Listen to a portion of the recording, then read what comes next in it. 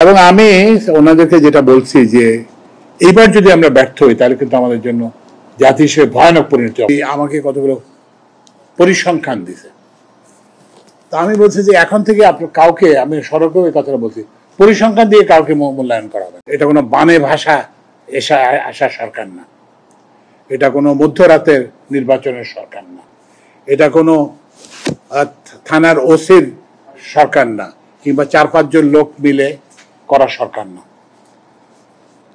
এটা আমাদের ছাত্রদের জনতার রক্তের মাধ্যমে আসছে।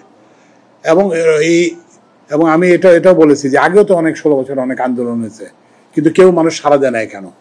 সাড়া দেয় নাই কেন? মানুষ ভাবছে যে এটাতে কোনো পরিবর্তন হবে না, মৌলিক কোনো পরিবর্তন হবে না। কিন্তু এইবার কেন মানুষ সাড়া দিছে, কেন মানুষ জীবনদান করছে? কারণ মানুষ সেটা পরিবর্তন চায়, এবং সেই পরিবর্তনের যে প্রত্যাশার যে সরকার, সেটা হচ্ছে এই সরকার। তো ওই জন্য আমি ওনাদেরকে প্রথমে যে কথাটা বলেছি সেটা হচ্ছে যে ওই আমাকে কতগুলো পরিসংখ্যান দিছে, তা আমি বলছি যে এখন থেকে আপনার কাউকে, আমি সড়কেও এই কথাটা বলছি, পরিসংখ্যান দিয়ে কাউকে মূল্যায়ন করা হবে। এটা দুইটা জিনিস, ওইসব ফিকটিশিয়াস আইডি এবং ফিকটিশিয়াস ফোন নাম্বারগুলো ব্লক করে দিতে, যাতে ওরা টিকিট কিনতে না পারে, এবং টিকিট কিনলো তাদেরকে আবার ট্রেনে দেখতে হবে যে আইডির লোক, যে টেলিফোন নাম্বারের লোক, সেই লোক ট্রাভেল করতেছে কিনা। এটা একটা রেলওয়ে একটা সেবামূলক প্রতিষ্ঠান, এটা সেবা দিয়ে মূল্যায়ন করা হবে। যেমন রেলওয়ের 4টা মূল জিনিস আমরা মনে করি। প্রথম জিনিসটা হচ্ছে রেলের টিকিট পায় না, কাউন্টারে গেলে টিকিট পায় না, কিন্তু আবার ইয়েতে গেলে উঠলে টিকিট পায়।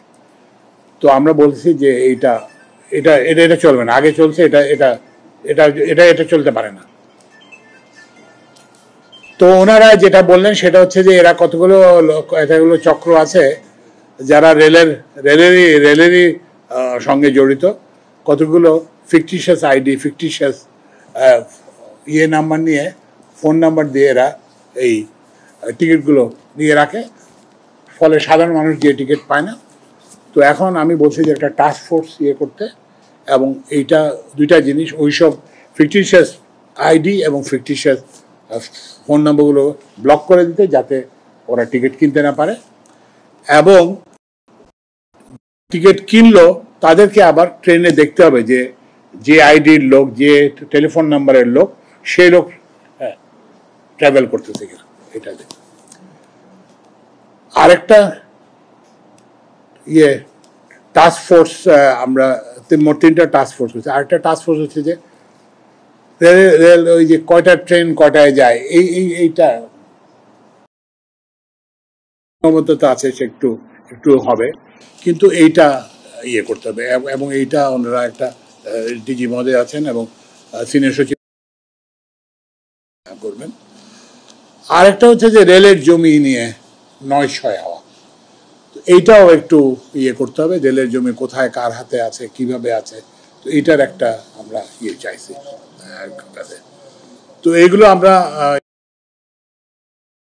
খুব সহসা এগুলো সিদ্ধান্ত হিসাবে আমার কাছে পাঠানো হবে, এবং আমরা কিন্তু কনস্ট্যান্টলি মনিটরিং করবো। এই যে রেলওয়েতে যেসব সিদ্ধান্ত হয়েছে, আপনারা মনে করবেন যে না আমরা বলে দিয়েছি একটা বক্তৃতা, এটা কিন্তু বক্তৃতা না, আমরা কিন্তু বক্তৃতার, এটা হচ্ছে কাজের সরকার। তো আমরা সেই কাজটা করতে পারবো। এবং আমি ওনাদেরকে যেটা বলছি যে এইবার যদি আমরা ব্যর্থ হই তাহলে কিন্তু আমাদের জন্য জাতি হিসেবে ভয়ানক পরিণতি হবে।